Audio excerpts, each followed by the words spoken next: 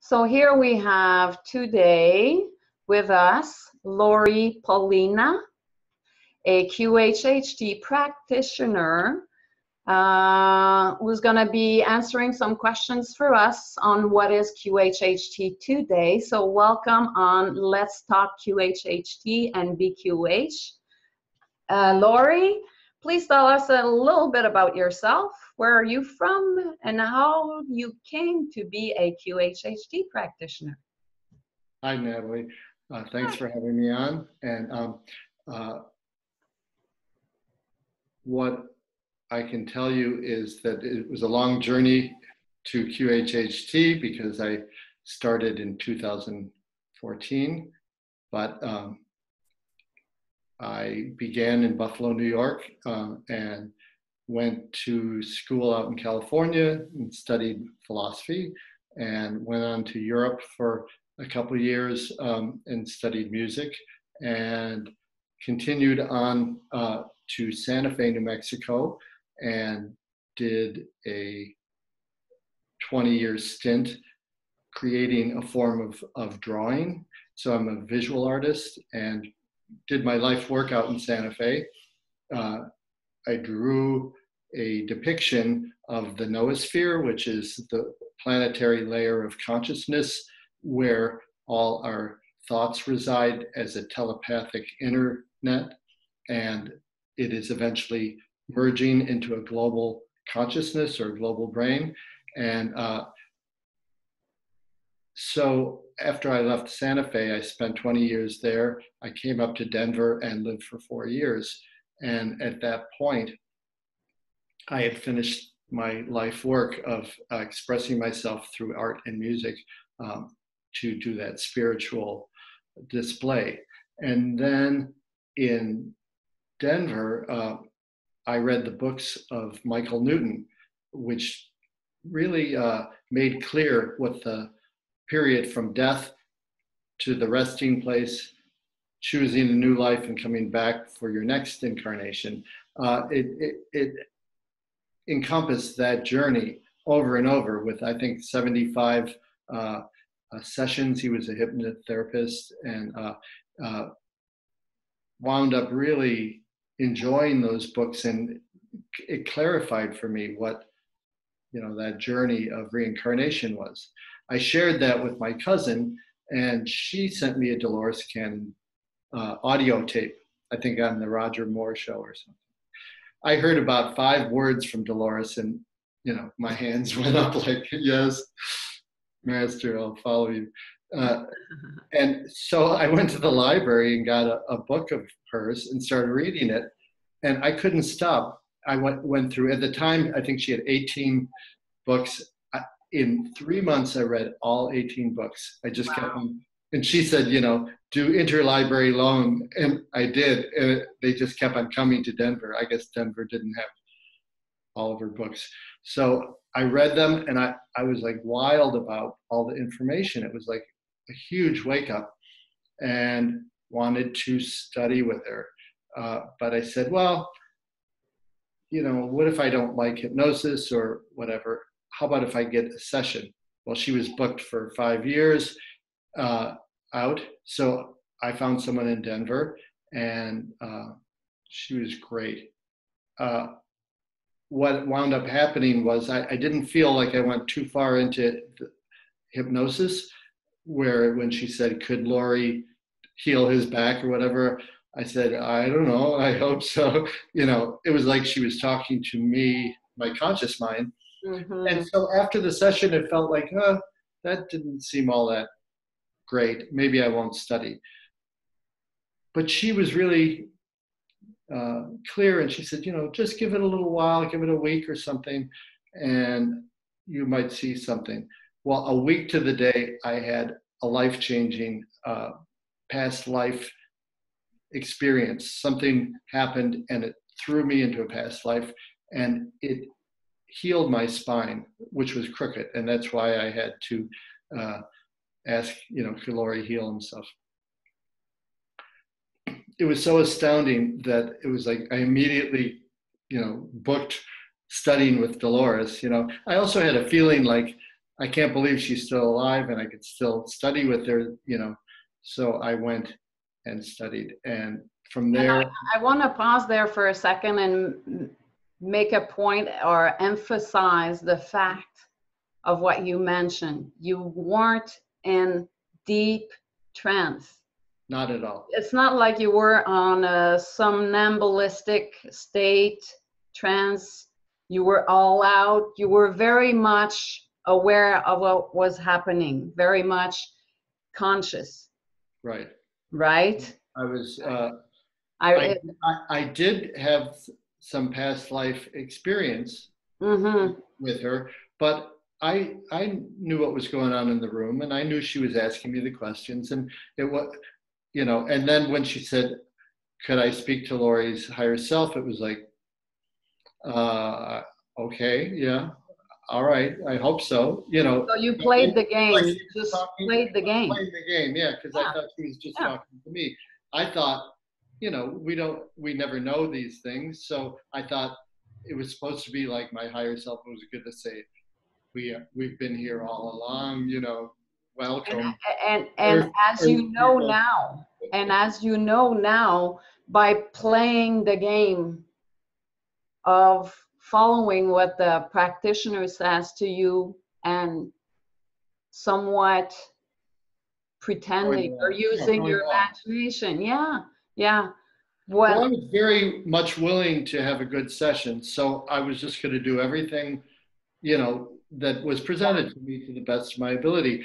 But when she said, could Lory heal his back, I said to myself, well, I'm not feeling anything inside that's saying, yes, welcome Earth people, we will heal you. You know, it was just like, it sat in my court. And it was like, I hope so. If you're talking to me, I don't know. But if you're talking to my higher self and it's there, then maybe it will heal me. I don't know. You know, but a week to the day, there's a videotape on my website and on YouTube. Candace Craw-Goldman did a yes, and then a link of this interview with Candace Craw-Goldman will be attached below this video if you want to take a look. And look. it's on YouTube as well. But it was a very good interview. Yeah, I highly suggest for you to listen to it. Yes. But it just happened to me. There was an occurrence, and it threw me into a past life, and I released a huge trauma. It wasn't under hypnosis or anything. I was in the bathtub, and the occurrence happened. I went to another life. I was there. I was shocked. I came back. I was so rattled, and all of a sudden I saw this energy flow out of my body, and my back was healed. So, and I got up, I saw it. I didn't know my back was healed. I got up and looked in the mirror as usual, saying, what just happened to me? And I noticed that my shoulders weren't crooked like they usually were. And I said, what's going on? And, you know, over a week, it took me a week to prove it to myself. Then I called her and said, you're right. Oh, you know, my back got straightened. And she goes, oh yeah, that happens. You know, she was really, you know, lackadaisical about it. Like, oh yeah, that happens all the time. And, you know, and so I immediately went and studied with Dolores. And a month after I did, she died. A month to the day that we graduated, she died. Yeah. And I went on to have one more session while we were studying with a person who was amazing. It was her first time doing it, and my left foot that was crooked from the back problem got straightened a month after the session. In the middle of the night, I felt electric, like I was being electrocuted. And in the morning, I went to put my shoe on that had a brace in it and all this, and it didn't fit. Wow. And my foot was correct. Wow. So, you know, and then I had a third miracle all on my own, because I spent time saying, after being a practitioner for a while, I said, all day long I'm talking to other people's higher self, surely, and nobody's doing that to me, so surely I could connect to my higher self on my own. So I pretended to be like, in a session. I sort of asked permission, can I speak with your higher self? And I said yes. And with as much enthusiasm as during that other session, I was intimidated, but and I had a healing. It said no to the healing I asked for, and it gave a reason, like through intuition. And then I said, well, then what about this? Which was another problem I had. And right before my eyes, it healed right within like 40 seconds or something. I watched it occur. So at this point, were you still in disbelief of what was happening? The reason why I say this is some people will say, well, you truly need to believe. You truly need to believe. Well, for it to happen. Were you I would that say state of mind at that point, or? I would say that's true. Dolores said this, and it's the motto that I have on my website, which is, I think, or I have it somewhere, that says, if you believe it, you will see it. And although I sort of didn't believe it after that QHHT session in the very beginning, but after I had the spinal adjustment, I completely believed it. And the second time I completely believed it. And the third time I completely believed it. Because you got to experience this, experience some type of healing miracle. Yes. Firsthand. Yeah. And what that did ultimately was that it made me realize that that the soul, which is, or the higher self, or what Dolores used to call the subconscious, is a real thing. It can be worked with, and it is a miracle-making machine when it's in alignment with the greatest good of yourself and others. So that is what inspired me to then return to Buffalo, where I do my practice now, and teach people to connect with their higher self, and not only through QHHT, although that's a wonderful way to do it, but also I just give courses, especially after QHHT. I give courses on, well, now you've met your higher self, now it helped you, now how about collaborating with it on a daily basis and going forward in your life in alignment with that partner. It's a partner. Before the higher self is your partner, you're what I call the subconscious, which is the thing that records everything in society, which is based on fear, judgment, competition, and a belief in lack. Those are the foundations of what your subconscious counsels you with. Every time you say, well, should I do that? And then it says, well, you're not going to have enough money, or what will people think of you, or what? So that counsel is steeped in society, and all it does is record what goes on. So all its repertoire is this limiting counsel. But if through either QHHT or through learning how to connect with your higher self, you wind up with a partner that doesn't give you that shoddy counsel. It gives you co-creating ability. And beautifully said. Beautiful. So that's why thank you. Yes. That's why I like to teach people about what QHHT offers them, besides probing into the past life, which gives you valuable experiential feelings, so you could have an aha. But then when you finally meet your higher self in whichever form, whether it's a light trance, a deep trance, whether it's a strong connection or a weak connection, you get to meet your new partner. It's the parent and the partner you never had that loves you more than anything, that is a bigger aspect of your temporal, it's your immortal self. And what better than to connect with it? So that's what QHHT has done for me, it's gotten me really excited about this miracle-making machine that we all have, and that it's sort of the guide, not only personally, but onto the new earth, or to a world where love is the foundation rather than fear, competition, judgment, and belief in lack. Yes. Because that's what hypnotizes us into being small. And the higher self is our larger aspect. It guides us into being big.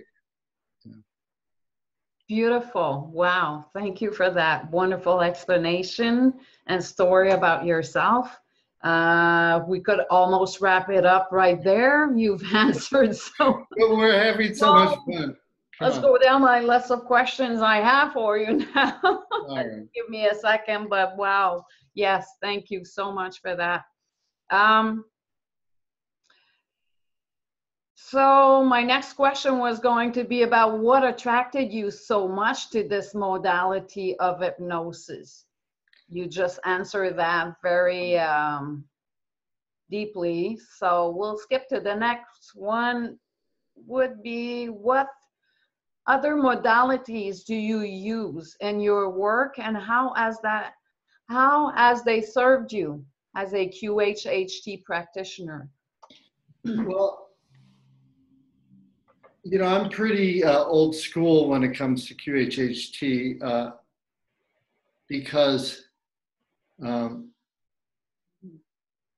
I find that the induction of Dolores is sort of like a frequency, and it really opens up an interdimensional portal where all this work takes place, whether it's the past lives or it's the connection to the higher self. It's this sort of interdimensional opening, and it also avails its frequency to us in the tape when you take it home and you work with it. It opens that portal again. So I find it's pretty adequate to just do QHHT in my own way, but what I bring to the session is I'm an empath and clairvoyant, so I sort of, when people are doing the pre-talk, I sort of see right through what they're doing or what they're talking about and what their issues are. So I'm listening, sort of three-dimensionally listening. Yes. Yes. And that seems to suit me, like you would put a suit on. It suits me to their issues. So when I am their guide during the past life, or even in the interview with this higher self at the end of this hypnosis, I find myself equipped to see things. Let's say, that they've just died, and then I'll ask who's coming to greet you, and then I'll recognize something from what they told me earlier. I can recognize the person that they were talking about, and they're in the background, and I'll bring them in the foreground to ask a question or to, so in other words, what I bring besides QHHT is my ability to suss out all the players of this drama that we're going to explore, and then I'm sort of matching the pieces up. I remember when I was a kid, there was a television program called Concentration where they had one answer under one fighting thing and another, and then you'd have to remember where the other match was. I was really, really good at that. So that's sort of what it feels like. But anyhow, so I use that.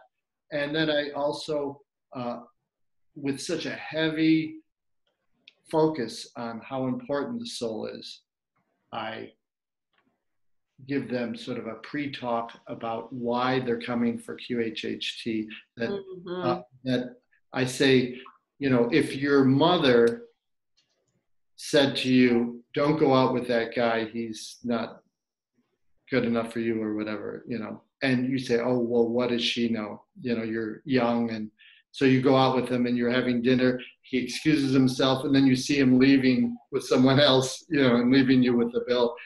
Then it dawns on you, yes, my mother was right, and he is a jerk, and I'm not going to go out with him anymore. So that's basically what the past lives do, is they give you an experience, not just counsel, but an emotional and mental experience. Yes. To give you a deep understanding of something. So your soul brings those things forth during a session to get you to really get what the message is. Are they actually past lives? Are they actually past lives, or can it be, can the message from the higher self be transmitted otherwise, like from a collective consciousness, from a metaphorical aspect, like some type of a story that will match, that will bring the client answers? Have you experienced that in your sessions? I've experienced it all. And not with hubris, but yeah, I've experienced how far it strays from your question. Yes. When people are, let me just back up 1 inch, where people that are a novice to this, that they don't know anything about spirituality, they saw a interesting past life video on YouTube and they want to have fun or an adventure, or it just seems so, cool, and they show up not knowing anything about spirituality. That session's going to be different from someone that is a devotee of their higher self and has worked in meditation for years and may even have gifts of being psychic or whatever. So that's the big spectrum there.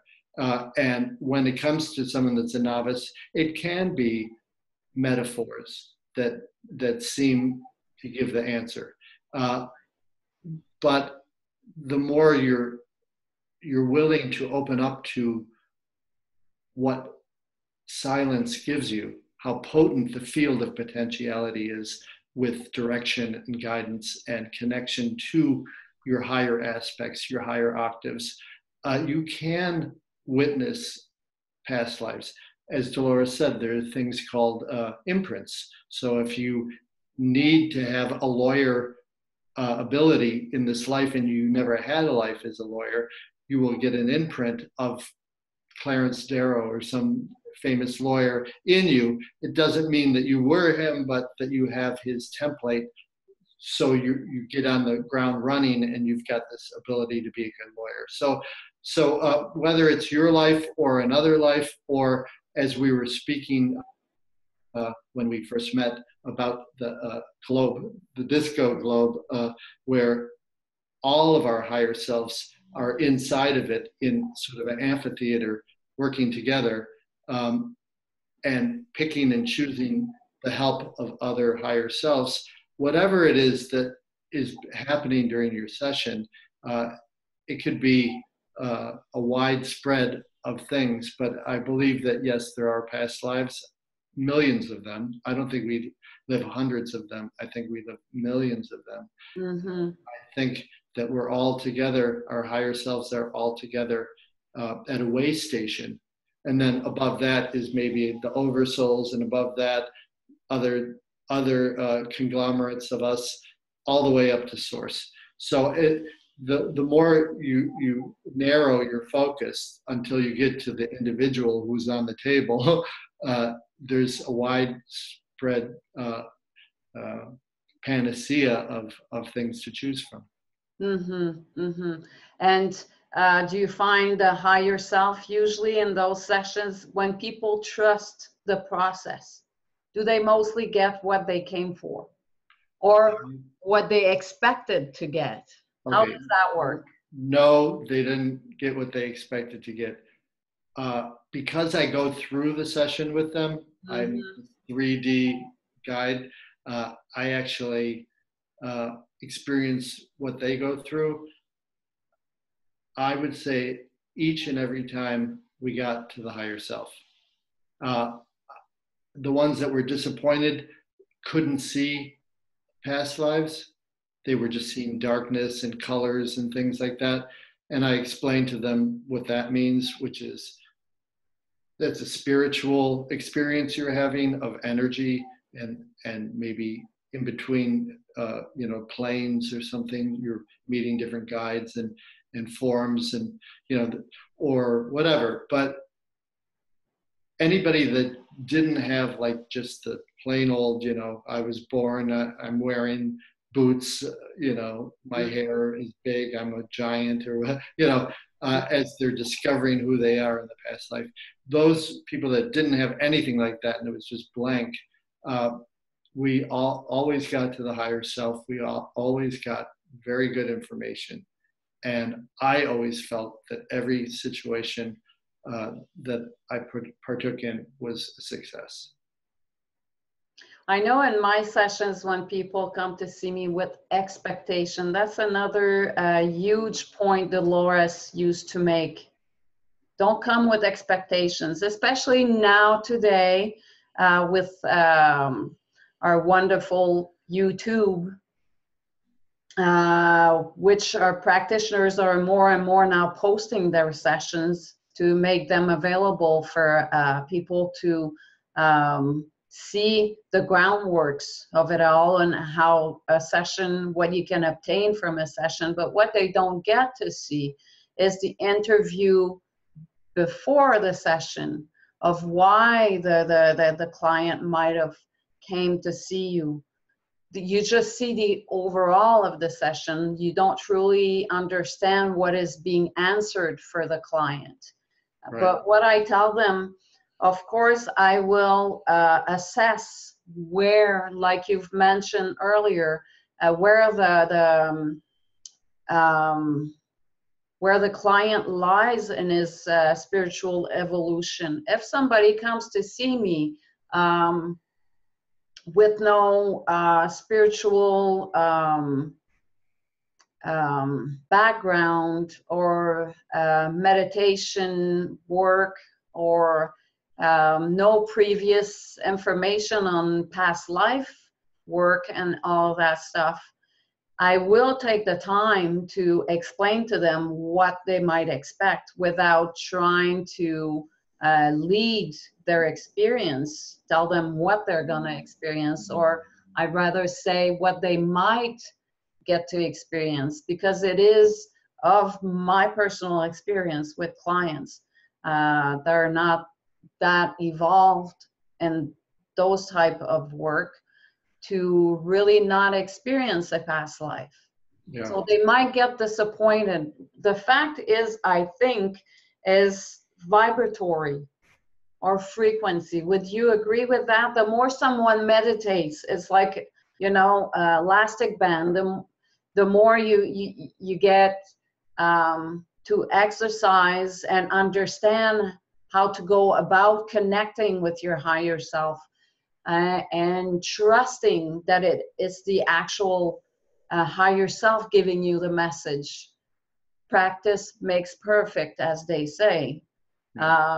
Definitely. Do you know what I'm trying to convey here? Yes. Have you experienced that in your work also with clients? Definitely. And I think that's what I was trying to say earlier, was that the people that have these fantastic past lives are people that usually are either prone to it or have worked really hard to connect through meditation, through spending downtime unplugging from the hypnotizing matrix, unplugging meaning silence. Society, or they call the matrix, society bombards you with stimulus. Yes. And so when you get into the spiritual aspect of it, it's the opposite. It's a lack of stimulus that gives you the substance. So the satisfaction from society is it lavishes you with experience and fun. To bring your focus outside of yourself. Yeah. But when you're in meditation, it's silence that the opposite approach, which really allows you to receive instead of, you know, pushing out to get things. You're receiving. So that takes practice to know that some invisible thing is sitting there or standing there or hovering there, loving you and not able to interfere, because there's a law of non-interference where something more evolved cannot forcefully guide something that is lower evolved. So there's a law that it can't interfere, but if you pay attention to this absence of substance and you seek with love, say, please help me, please show me, I love you, I'm so grateful that you're here, it will give you aha moments and inspirational emotions or feelings or realizations. And as you develop that downtime with it over months, weeks, years, then when you sit down and have a QHHT session, it's old hat. You're sitting there in that primed position in gratitude, waiting for the response to your seeking, and it comes. But if you've never done that, there has to be a little bit of introduction. You have to give them an orientation as to why they're there. They're there to meet their soul, not just to have a ride on the wild pony or whatever it is with the past lives. Past lives, like I say, bring experiential understanding, and that's great. But then the real prize is to learn to connect to the thing that will guide you onto the new world, will guide you forward with indications, with either an intuition, an incontrovertible sign out there, or if you have patience without doubt, you can wait until what you've asked for appears in your field. You spot it, you know it, and you go for it. So that's how you start to work with this guide, this partner, this parent that loves you. You know, it's your soul, it's the immortal you. And that's what QHHT gives us. That's the bigger prize than just the experiential past lives. And what we're trying to say here is not just the fact that if you're not spiritually evolved or have been an adamant practicing adamantly meditation, that you cannot obtain a QHHT session. Because so often there's other things at play, such as some people are somnambulists and they don't even know it, and then they go into sort of a semi-channeled experience. There are people that are not so obviously spiritual, but they have a deep connection to their heart. They're loving by nature. It's not all intellectual, where they're developing their intellectual understanding of their heart. They're just heart-based. Mm-hmm. These people also connect, easily. So I totally agree with you. You don't have to be really, a yogi to be able to get a great experience. You just need to be open and looking for something more than what society gives you, which is outside. And just need to understand that, of course, you're not gonna have the same experience of someone that's been years and years in this work, and meditating, or I've had people, I agree, but I've had some people that are just sort of provincial and all that, and they don't really, they're like, maybe suburban parents or something like that, and they come and they have some wild experiences. All of a sudden they're surrounded by angels and there's a healing happening right then and there, and I see it, so it's like, don't think that you know anything. Just underestimate the power. Underestimate anything. Yeah. And QHHT is sort of notorious for that if you're seeking with a true heart for help, it will satisfy.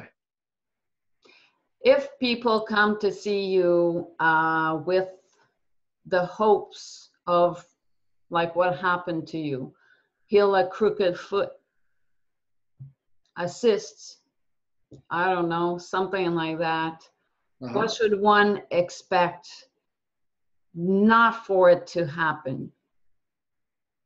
What I mean, what can create maybe a blockage for that person? Doubt. Or for the miracle, for that miracle not to happen? Doubt. But I would say if it's anything you're doing, it would be doubt. Doubt is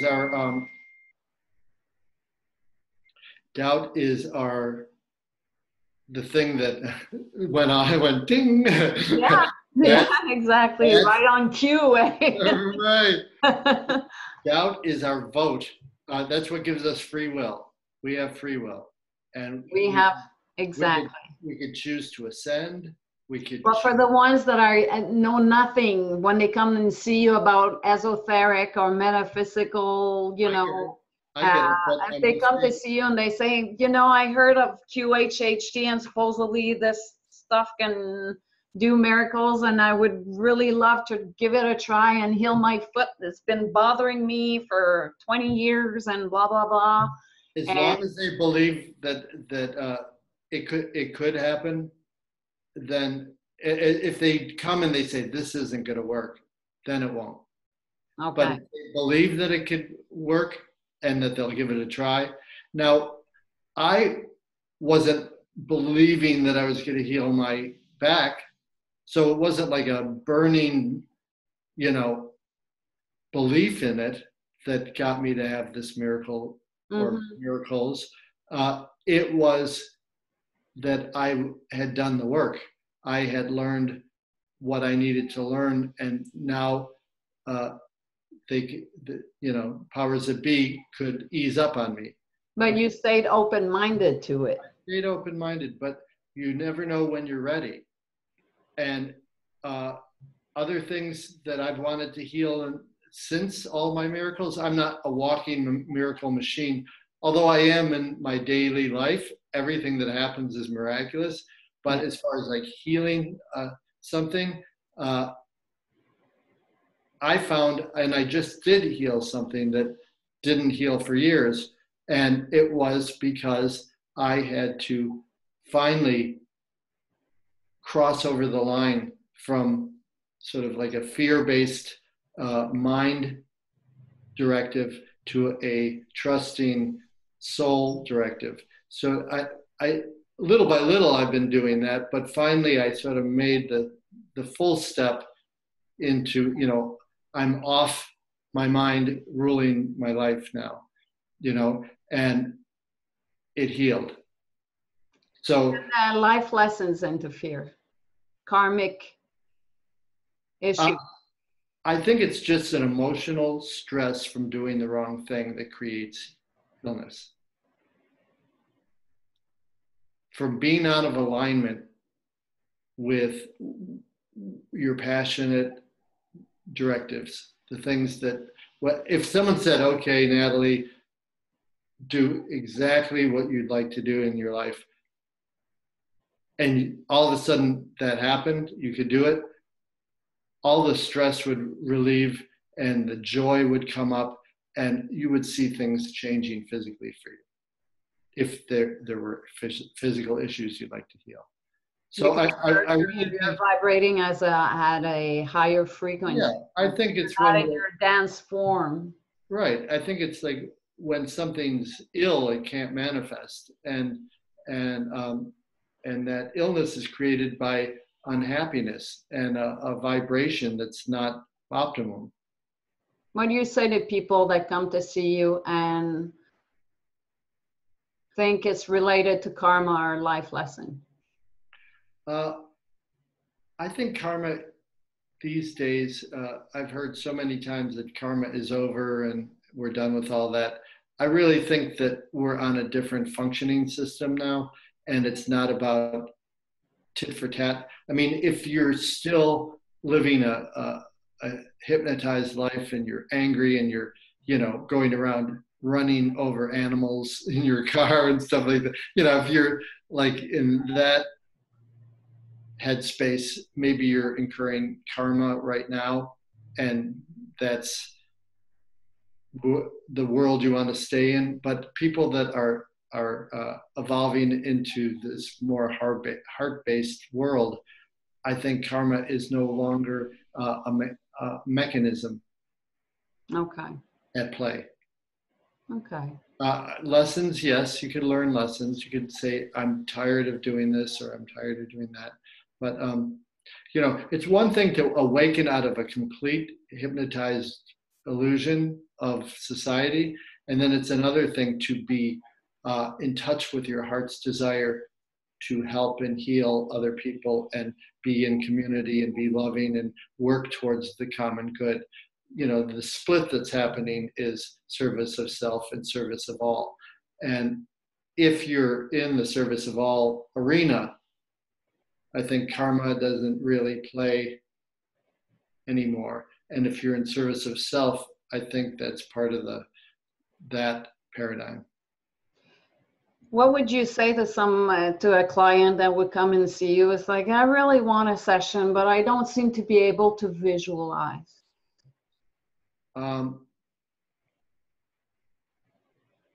I don't think I can be hypnotized. I don't seem to be able to visualize, which are very common for people that come and see us. What would you say to them? Well, I sort of give them a little, imagination type of thing. I'll say, can you see yourself or see what your kitchen looks like, and can you imagine going to the cabinet and opening it up and tell me what's in there? And, or whatever. So we start like that. If it's like 0, 0, 0, 0, I can't see what my kitchen looks like. I don't know where the sink is, then I would say try something else, practice or, whatever, look into that more. But in general, Can people visualize?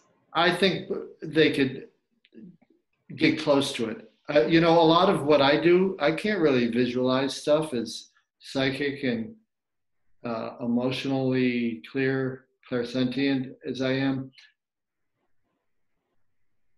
I get more like feelings. I feel like I'm somewhere. At one point I was a Native American boy with my sister, and she had fallen down a ravine and we were on a hunting trip. This is a past life I'm describing.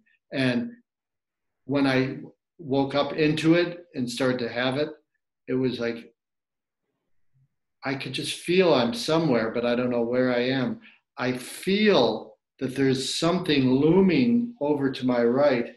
And later on, I realized it was like a gorge, and that was the wall of the gorge, and I was down where the water was in the gorge, and then I looked down and I actually saw I had a suede pouch with a insignia on it, and I saw it, and it was blue and white,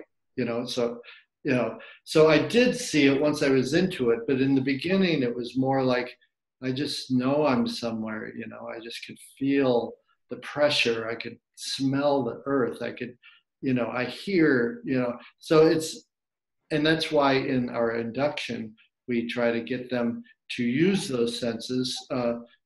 Dolores sort of threw that into the induction to prime people to start using all those faculties. So it's not necessarily just a visual thing. It could be a knowing, it could be a sensing, it can be a hearing, it can be a feeling, it could just be a memory.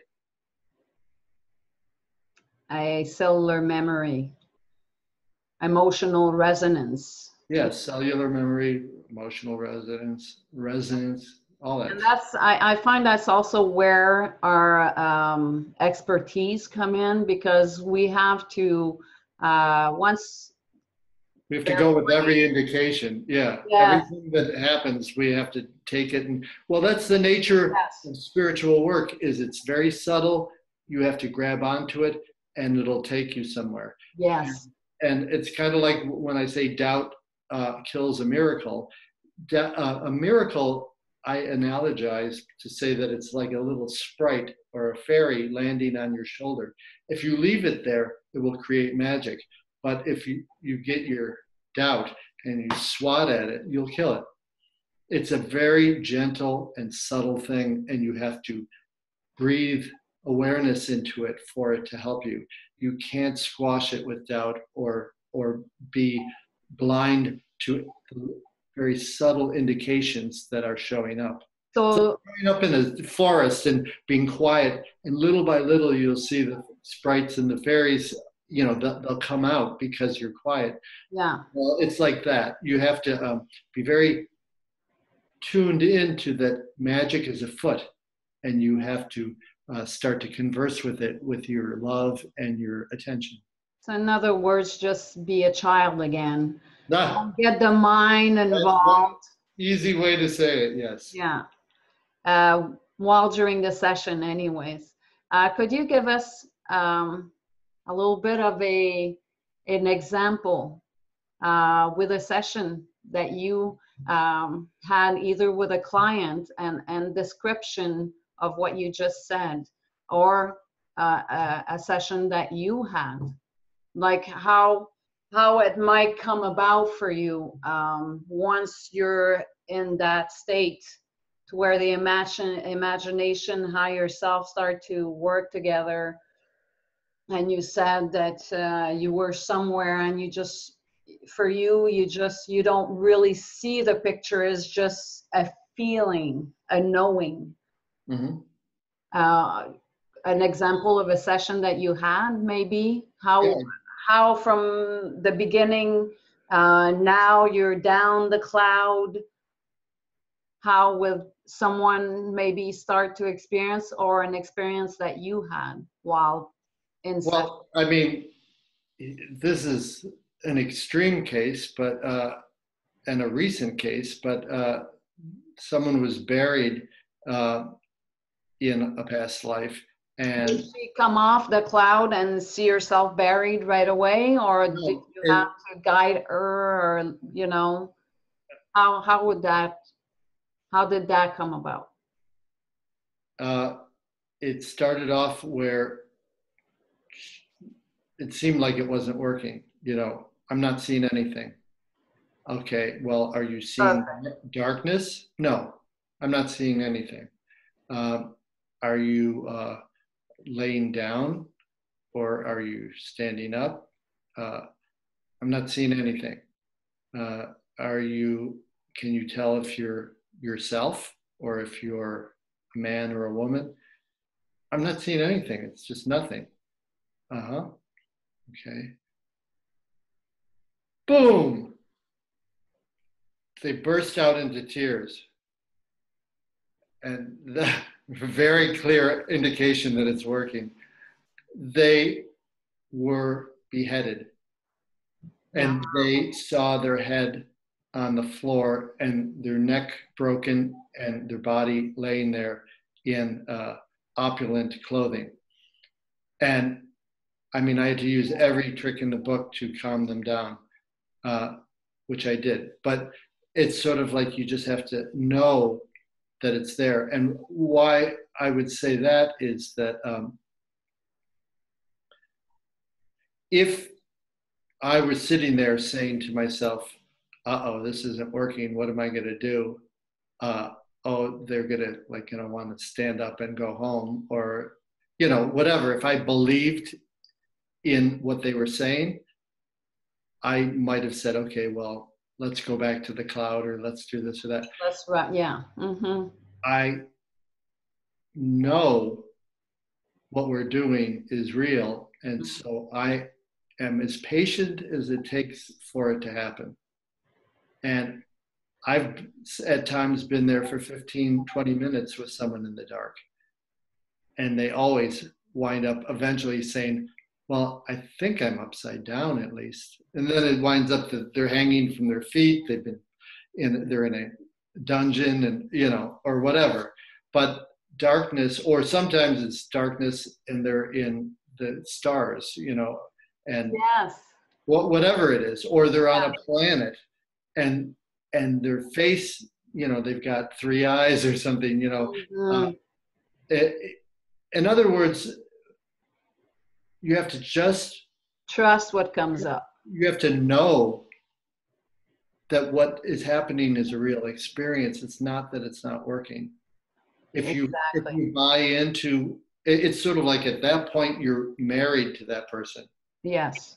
And if all of a sudden someone gets cold feet and doesn't want to get married, you know, it's gonna throw the thing off. If you just are on your end, totally focused on it, it does gain tooth and you get somewhere. And whatever the higher self is showing you or bringing up for you to see, sense, or feel, we always say it is always there to serve you. What do we mean by that? Can you give us an example?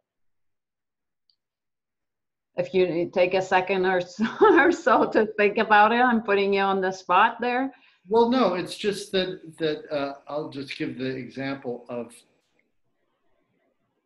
when I was in Arkansas studying, and I had a QHHT session with my session mate or whatever it was, and everything that I said, you know, I sort of didn't recall everything, but I said a lot of things, and you know, everything did make sense and was clear why I felt it and saw it and all that. But on the way home, I was on the airplane and I looked out at a cloud on the airplane, and it was like a chair on the cloud, in a cloud, and the chair was multicolored. It was like, you know, gray and orange and you know, it was like all this color was on this sort of like nook, and the rest of the cloud was white. And I like looked at it, and then I had a realization when I looked at that cloud. And then I came back to Denver, and about a week later or a few days later, I said, oh, I'm going to listen to my tape and see, you know, what information it'll jar in my memory and stuff. And wouldn't you know, in the session, I said, and when you see the cloud, you'll realize this. And it was the message that I got when I looked at that cloud. So how did I know, laying on the bed, that I was going to be looking at a cloud the next day and have a realization? So, so you know, everything. I always tell people that your tape is like an acorn. It's a seed that has time-released information in it. And in 2 years, if you listen to your tape, you'll see that everything, just like when you look back on your life and you see that everything. The correlation in between what happened. And so some people might experience after a session, they might have multiple aha moments. Like some might just finish a session and say, that didn't work, nothing happened over there. And some might get results within a few days, some in a few weeks, others in a year or two. Is that what you're saying? Yes. And how those messages can come about for them in dream time, synchronistic events, how can that show up for them? What do you mean messages? After a session, what can they expect for them to happen? Let's say someone leaves after a session, is very disappointed, because that happens to all of us. Oh, I didn't get anything, nothing happened within that. And then within a week or two, this same client will contact me or reach out to me and say, oh my God, there I thought I didn't see anything, I didn't receive anything during the session, and then all of a sudden, boom, this thing happened, and this thing happened, and this thing happened, and all that resolved itself, and I had this epiphany. Yeah, it's like how you approach life. If you're mindful and you're appreciative of your life and you know that you're being guided and taken care of, you will be open to the gifts. You know, if people that are negative in their approach and victimized in their approach, they pass up a lot of gifts along the way. They don't see them They're coming, blocking the flow of the the flow, miracle. or they don't see it. They're Yeah. in the future, or their mindset is in the past, and they're not looking at what's in front of them. I've seen like incredible things in like a tree, like a beautiful thing in a tree, and I'll say, look at that, and I'm with a person that, you know, doesn't see anything. You know, they're not there, they're not present. So those types of people that aren't present, they're not open to the miracles. What I would say is, if you go into your session with that little bit of a child energy where there's magic afoot and that there are things that will be revealed to you in time, and realizations and self-inquiry are the agenda of your resolve to go forward in your life and to heal and to move, Yes. then you will start to notice things. I had someone that said, "Oh, that didn't work," and then they called back and apologized and said, "Everything came together, and now everything's happening for me." Yes. And I didn't see it coming, so I didn't think it worked. But now I see that it's like a very subtle thing at play, and it's staging for the miracle, and then it all comes together down the road. So, you know, you heal spiritually, and then it takes a minute for it to manifest. Ah, there you go. Another confirmation. Yes, okay. Thank you for that, because, you know, those are types of issues and people that sometimes we have to deal with in our work. And I did stumble upon a few of them in sessions where, you know, they you know, some practitioners will encounter those types of people and like, well, you know, I'm not really satisfied about the session. It's not exactly what I expected. I expected a lot more coming from, you know, hearing from what I saw on YouTube or accounts of others that had had sessions and that received healing, and it's not, doesn't quite work for me.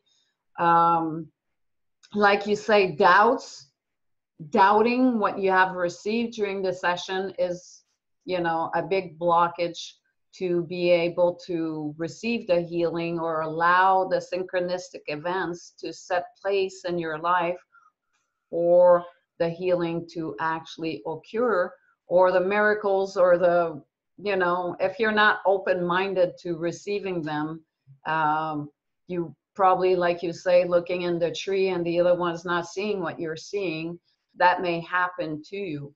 But I also had those people that were non-believers whatsoever, and you know, just like, yeah, okay, just basically coming here to testing the QHHT phenomena, and that did actually have Yeah. amazing stuff happening to them, you know, Yeah. and that made them, the non-believers, actual believers and promoting QHHT now, you know. Right. And it's like, you know, it's nothing we can control. It's everybody's got their own journey, and sometimes someone needs to be a disbeliever and be awakened like that. So we can't, again, they can't come with expectations, and we can't come with expectations. We have to just put our heart into it. I mean, if I just let people come in and I let them tell their story vaguely, and then I took them into QHHT, I wouldn't be as successful as I am. But what I do is I spend a long time with them, listening with compassion. 50% of the healing takes place in the pre-talk, because it helps to have someone lovingly and really caring listening to their plight. That's my height. Another 25 as soon as they call you. They make up their mind to even call you. Yeah. So so my higher self is in attention of their plight and what they're talking about, and I'm with love listening, and there's a healing that goes on with that. And then I have, because I understand what they're talking about and what obviously is going wrong, then I will ask questions that get them to reveal their understanding of what they're doing. So on a mental level, and an emotional level, there's a healing in the pre-talk. And then when we go further, both of us know what we're going for. So that's something I'd just like to say, is that the more you put into your session as a practitioner, the more they're going to get out. And if it's just like, I've got a client coming, hurry up, that's not the attitude for QHHT. It's to be really loving and really want to help them. And Yes. also it tests every boundary you have. I mean, there are the types that are just boundary trompers, and you have to say, okay, no, it's enough of that, and let's go here. And, so you have to really give a lot, but also not get taken advantage of either. Yes. So we learn a lot from it also. We learn a lot from it, yes. Oh yeah, we do. Now, if I may ask, what is your mission? What's your mission, Lory? What do you find it's your mission to accomplish here as a light worker? As a light worker, it's to wake up all the people that I can, and that's through teaching, through kindness, through being clear in my own path, and being a light and an example, and walking my talk. And with every step forward in my connection to my higher self, and that basically means trust. It's like a mirror, and as much as I'm willing to trust, that's as much as my higher self is willing to be there for me. So it's like, it's really truly myself. So I'm sort of healing my trust issues by advancing in my spiritual work of merging with my soul. So as I am on that quest to merge with my soul, I'm an example to other people of what it looks like to be devoted to that. And that light, once I'm grounded in that work, that light shines to illuminate other people as to what it looks like. So that's my mission on a personal level. Teaching, I help people connect with their higher self and work with it and turn it into the miracle-making machine that it is in their life. And then also with QHHT, people that know enough to want to resolve things within, I feel that I'm devoted enough to help them to bring that into their life, and also to introduce them to their higher self. And I think we are waking up. I think the earth is just like hitting us with all this energy, and and it's splitting, and it's people being running their lives with their mind or their heart, and we're splitting. And I'm just confident that people that are looking for that heart connection are going to start communitizing and connecting in small communities or things like this, where our practitioners are forming more and more cohesive connections. And that's where we're going, and that's my mission, is to be one of those people. Beautiful. And who are we? Why is it so important at this time to be doing this work with ourselves? What's going on? Why is this so important? because we were co-opted by lack or shadow and taken advantage of, hypnotized to remain in that state. And now, with the help of our brethren, our galactic brothers and sisters, we are being aided either through energies or guidance or efforts from beyond to awaken out of this hypnotized illusion of lack and fear and judgment and competition. In other words, a distracted existence on commerce. And we're awakening to the good of all and love, which is an awakening process where we can start to empower the inhabitants of this planet to heal it and to move on to benevolent and harmonious industry. Beautiful. Where can people reach you, Lory? Well, I have a website, soulselfawareness.com, and on that website is everything about having a session and also what the Dolores Cannon philosophy is and what we've just discussed of the nature of the new earth is about. And then I also have a blog, which I write weekly or bi-weekly updates on what's going on in the world. And also just when people leave a session, I like them to go to the blog or the website to learn how to connect with their soul, how to make a practice, how to create miracles. It's like I have a step-by-step process, and I'm always talking about this relationship with the soul and how to heal ourselves and how to help form a collaboration with it. So the blog and the website always have that type of information and about a session as well. I am just about to launch my Lory Pollina YouTube channel, which will be weekly advice for people in every direction of light, of every direction that's interesting to light workers. And I would like to get my blog onto a podcast as well. It's all the same information, I just want to get it out. So that's my mission, is to get this out on a larger scale. And so between soulselfawareness.com and also something that I didn't go into but is on the internet is under lorypollina.com is my artistic life work, which is the illustration of global consciousness in the form of illustrating this telepathic internet that's a global atmosphere, that's the brain of the earth connecting now.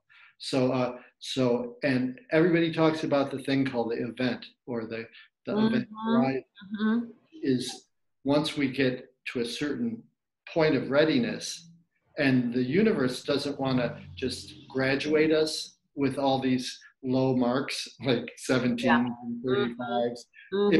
It wants most people to get up to the 80,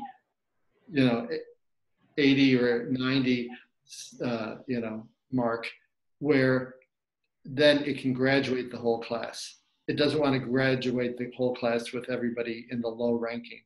So as we manually get up and running through groundwork like QHHT or groundwork like YouTube proliferation or whatever, we are going to take a step and a step forward, yes. And so I lost my train of thought. That's why It's okay. Take your time. Yeah, I'm just trying to think of what I was talking about now. You were talking about your unity, going back to unity consciousness and your heart work. So this is all about connecting all the dots, and just to get back to the website, so I have an artistic display of the event. That's what I was talking about, the event. So, Oh, yes, the event. we're not being graduated until we manually get to a better standing. Mhm. But once we do, there's a thing called the event, which is supposed to be a big wind to our sails, which will just sort of push everybody into sort of an experience that is just something you can't doubt happened. You know, like Yeah, a all burst of light that will light that will awaken us on a awaken our consciousness to realize who we truly are. And I say this might just last a few seconds, right but will or change a few everybody's life forever. right. So this So hopefully we're doing our work out there to prepare those people for that event. But some works need to be done, because you did speak of a split. And when we say split, we don't actually mean the earth will separate itself and some people will stay here suffering. It's just mostly the more evolved and consciousness people will be, the more, like you said, higher frequency realms will be able to connect with, to have a different experience than right. this lower density plane that we're in, that we came in to experience duality and suffering and life lessons on how to return back to love, which is the highest frequency, to access those realms, right? Definitely. So just to conclude, the event is sort of an assist that will come at a certain point. And the work that I did visually, the artwork on LoryPollina.com, is a visual display of the event. So I want to connect talks on that and talks on light work on my Lory Pollina YouTube channel. So that is really how people will connect with me and my soul self-awareness. And as far as the event goes, the way I look at it is it's timelines. Like if you were in a relationship that wasn't good and you just kept on making the same choices, you would stay there. If you started to make different choices and it made you leave that relationship and then leave that town and then get a different job and then get a different relationship, and you look back, that person that you were with is still alive. And so are you. And you're both living here on the planet. But look at how different your life is now. And it's the same planet, same time, same everything. So it's just different choices get your life to be a different thing. Thank you for that description. It's wonderful. Yeah, so that's beautiful analogy.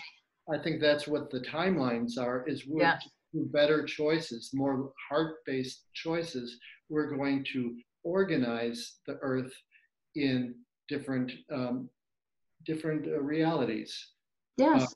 vibrations, and we will be, I believe, at the same time living on the same planet, but we'll be just so much different in our activities, and then eventually perhaps more galactic and interdimensional things will start to occur. Maybe, who knows, maybe, you know, like people from other planets will start landing in our cities of light, you know, and we'll start to really start changing the water and doing, group meditations to heal this and that, and using technology, where the commerce driven people will be doing their thing over there, and then maybe that will phase out in some way once we raise our vibration off planet or so, who knows, but yes. And there's no judgment in that. Everybody is on their own path. Right, it's like school, you know. Yes. It's like you don't go and mock out third graders because they're in third grade. Exactly, exactly. So show them what an upperclassman looks like. That's all. Everybody's is in their evolution exactly where they're supposed to be. Right. So, and if you happen to be in a more, have traveled more in the evolutionary direction, and you're you behave like that, then wherever you are, you're showing other people what it looks like to be there. Yes. And they're showing wherever it is they are, other people what it looks like to be where they are. So we all learn from each other. And the people that might be, in a higher evolutionary pattern, and they look at someone that hasn't gained as much insight or whatever, that's a lesson for them to have compassion for what someone that's troubled is going through. And to, if you are more evolved, there was a time when you went through that. Yes. So having the compassion to, give love to even people that are behaving poorly. Yes. So thank you. Yeah, and to believe that, that's not you now, and so if they project towards you, you don't accept it. You just put your boundary and know who you are, but keep on giving them love, not turn away from them because they yelled at you or whatever. Yes. A big lesson in compassion and forgiveness. Love it. Okay. And don't worry, for those who are listening to this podcast on Let's Talk QHHT and BQH, all of the information we just talked about, links to Lory's website will be below the video. Included maybe where it can be reached. What else did we talk about? Your heart work. Everything will be provided below the video, so do not worry if you didn't have time to write it down. We wanted to keep this under 45 to an hour so people don't get too bored, because we know once we get into these metaphysical conversation and we somewhat lose ourselves. So bringing us back to this moment in time right now, and now we're in 20 minutes, I think, within this conversation and this video. So time for us to call it quits, unfortunately. Well, it was fun. Thank you so much, Lory, for participating in this new QHHT evolution. We could say we decided to do this podcast and spread the word because it is well known between practitioners all around the world that we communicate with each other on QHHT forum, that people have a lot of questions when it comes to QHHT. Some are very well informed on what it is. It's been out there for quite a while, but for some reason, some people are just starting to wake up to it, have lots of questions. And so we're hoping by doing these YouTube videos with all different kinds of QHHT practitioners that have different modalities or maybe different experiences that go about it all over the world will be joined throughout these YouTube videos. So if you enjoyed what you have listened to today, please subscribe, please share. Let's get this information out there. Let's help each other evolve and get in touch with our heart center and heal ourselves so we can finally evolve and join our brothers and our galactic brothers and sisters. Get this show in the world. Yeah. Yes. Is there something you want to add before we? Well, I just want to thank you and Candace for, Candace created the forum that allowed all of the practitioners to grow as a nation. Yes. And now for you to be bringing to light the BQH as well as the QHHT modalities, and the information that doesn't come out about them as much, but is very important to learn and grow and attract more people that are interested in this work. Yes. And you know, while people could on the forum type to each other, this video format is allowing a more three-dimensional and interaction, cohesive interaction, and it's helping form our lightworking community. And I thank you, I thank Candace, and I thank the whole community of practitioners for the good work. And I thank you for being here with us today. And thank you for having me. We'll see you that's next it for time. today. Okay. Until next time. Thank you. Bye-bye.